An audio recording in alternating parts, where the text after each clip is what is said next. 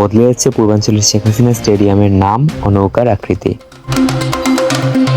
Bangladesh cricket বোর্ডের পূর্বাঞ্চলের Sheikh Hasina stadium নিয়ে বড় পরিবর্তনের ঘোষণা এসেছে। বিসিবির নতুন সভাপতি ফারুক আহমেদ জানিয়েছেন, স্টেডিয়ামের নাম ও নকশা বদলানো হতে পারে। পূর্বাঞ্চলের স্টেডিয়ামটি শেখ হাসিনার নামে নৌকার আকৃতিতে তৈরির পরিকল্পনা ছিল, তবে সাম্প্রতিক রাজনৈতিক পরিস্থিতির পরিবর্তনের কারণে সাবেক প্রধানমন্ত্রী শেখ হাসিনা দেশ ছেড়ে পালিয়েছেন।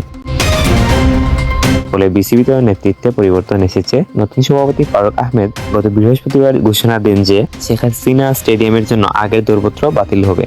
শনিবার তিনি পূর্বাঞ্চলের স্টেডিয়ামের জন্য বরাদ্দকৃত জায়গা পরিদর্শন করেন এবং বলেন, এখন আমাদের প্রধান লক্ষ্য হচ্ছে যত দ্রুত সম্ভব স্টেডিয়ামটি তৈরি করা। তবে বাজেটের সীমাবদ্ধতার কারণে প্রাথমিকভাবে একটি মাঠ তৈরি করে শুরু করা হবে, তারপর পাশের মাঠটির কাজও শুরু করা হবে। স্টেডিয়ামের নাম শেখ হাসিনার নামে থাকবে কিনা জানতে চাইলে তিনি বলেন, এটা ক্রিকেট বোর্ড এবং ক্রীড়া মন্ত্রণালয়ের উপর নির্ভর করছে। সবাই মিলে সিদ্ধান্ত নেওয়া হবে। পূর্বাঞ্চলের স্টেডিয়ামটার জন্য ইতিমধ্যেই বিসিবি প্রচুর অর্থ বিনিয়োগ করেছে এবং পরামর্শদাতা প্রতিষ্ঠান হিসেবে অস্ট্রেলিয়ার পপুলাসকে নিয়োগ দিয়েছে।